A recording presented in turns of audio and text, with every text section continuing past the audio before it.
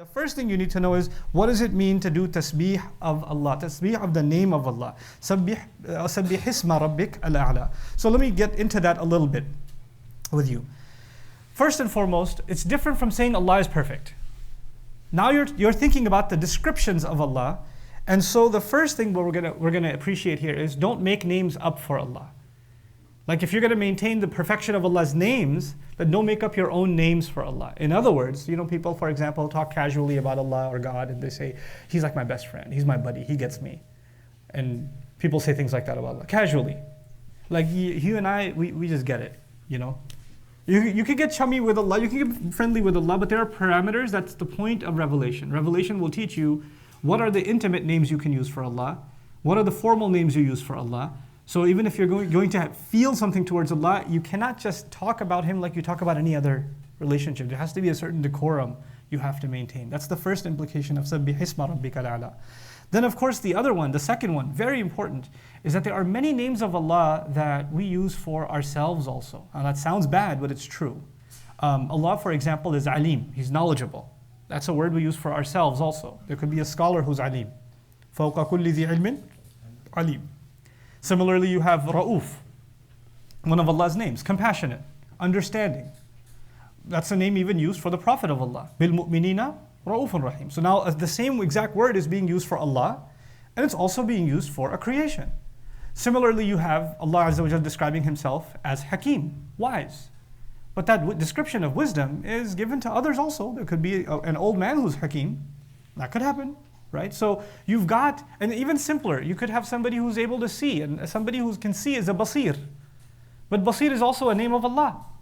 So now we've got words in the Quran that are used for Allah, and at the same time they're also used for creation.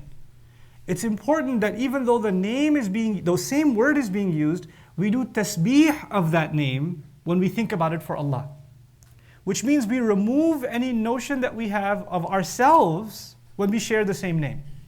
Because when we think of it for ourselves, when you think of a wise person, when you think of a knowledgeable person, when you think of a patient person, when you think of any of these, or compassionate person, there are certain ideas that come in your head because you have a person in mind. The moment you have a person in mind, you have imperfection in mind. When you have to think about Allah, you have to think about perfection. So, what does that mean? It means three differences that have to always be kept in mind. Three differences. I'd like you to remember those, okay? The first of them is Allah's names, all of them, have no beginning and no end. Right? Allah's, for example, hearing has no beginning and no end. It's been there forever, it will always be there. My hearing, your hearing, anybody else's hearing always had a beginning and it will always have an end. That's the first difference. The second difference is my hearing has limits. I cannot hear what's happening on the other side of that wall. I do not hear what's happening 1 block away. I do not hear a conversation happening way back there. I barely hear a faint whisper. I don't hear the conversations happening between the jinns or the angels in the ghaib. I don't hear them. Allah's hearings has no limits. Allah's hearing is without limits. Mine is with limits. That's the second difference. So one was it's eternal, and the second one is it's limitless. And mine is always going to be limited. The third one is going to be that my hearing is not actually my own. It was given to me. I don't actually own it. I have no rights to it. Allah gave it, Allah will take it away. My knowledge is something Allah gave. If I have wisdom, it's Allah's given. If I have patience, it's Allah's given. Any attribute that I possess is actually a grant, not owned by myself. It's not mine, it is given, and at a time Allah can what? Take it away, because I have no rights over it. Allah's attributes, the same word being used for Allah, nobody gave it to Him, and nobody can take it away. It's entirely His own belonging. These three distinctions are very, very important to understand. Then I would add a fourth that's beyond my own reading. I would personally add my fourth just from anecdotal experience talking to people. You cannot assume that Allah's attributes work the same way as our behavior. For example, your parents get angry with you, but you cannot compare a human being's anger with Allah's anger. People can be judgmental of you, but you cannot assume people's judgment as the same as Allah's judgment. And this is a very important one because a lot of times people come up and say, what have I ever done to deserve this? Why isn't Allah why isn't Allah being fair? I pray and I pray and I pray and I still keep failing my calculus exam. It's not even fair.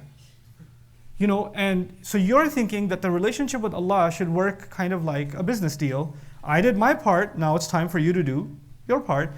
That's how it should have worked. Like if you paid your fees or if you paid money to place an order, then you receive the product.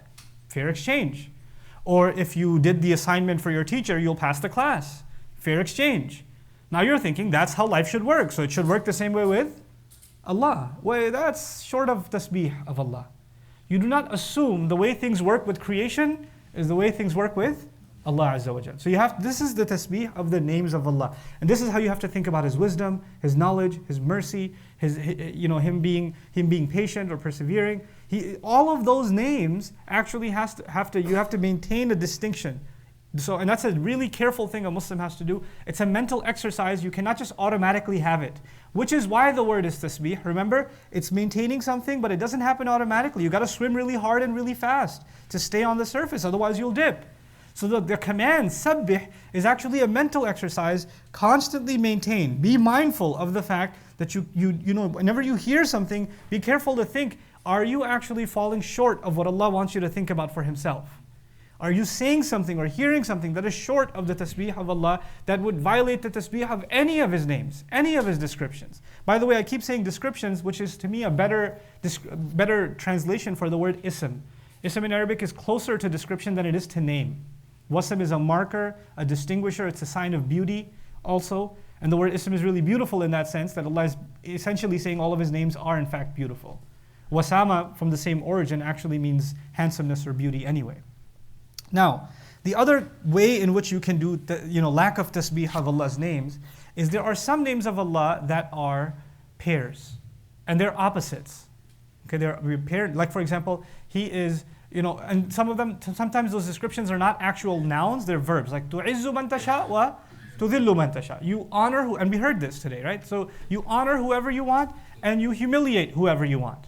Now, okay, Allah does two things. He honors and He humiliates. Or tu'til mulka man tasha wa tanzi'ul mulka mimman tasha. You grant dominion to whoever you want and you take it away from whoever you want.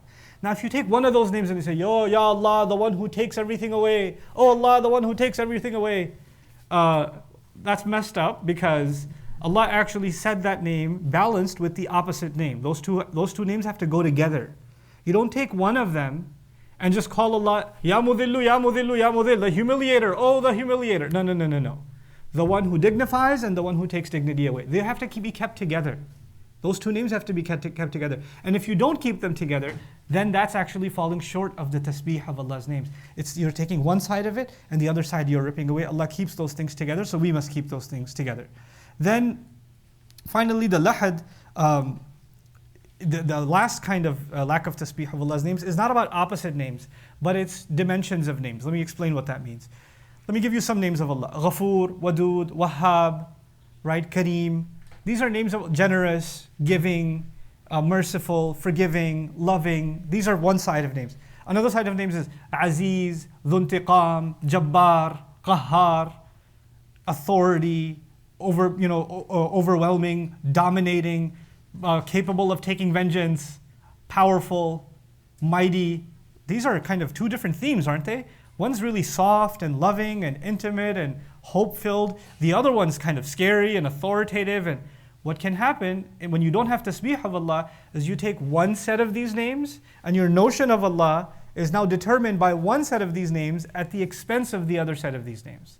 In other words, you're always thinking about how merciful Allah is and how forgiving He is and how kind He is and how generous He is, and you've lost sight of the fact that Allah is also an authority, also a judge, also can take vengeance, also can punish, also brings to justice. That's gone.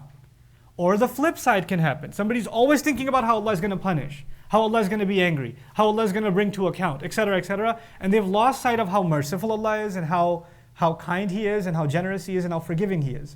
Those two also have to be kept in balance. And by the way, the only way to do that brings me to the beauty of this. Sabbih isma rabbikal a'la. Declare the perfection of the perfection of the description of your master, the most high description of your master, or your master most high. The al-a'la at the end could go towards the description that is most high, or the master that is most high, and both of them have implications.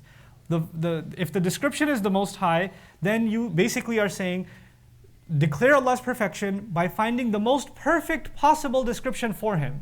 That would actually mean, like Ibn Ashur says, Quran itself. That would actually mean that this surah is saying, declare my perfection And the best way to do that is this surah. And then by extension, this Quran. Because this is the most high way of declaring Allah's perfection. This is where the names of Allah will be balanced and nothing will fall short of where it shouldn't. You're not going to emphasize one side at the expense of another side. This is why it's going to be the ultimate dhikr. It's going to be the perfect dhikr. That's how everything in this ayah comes together.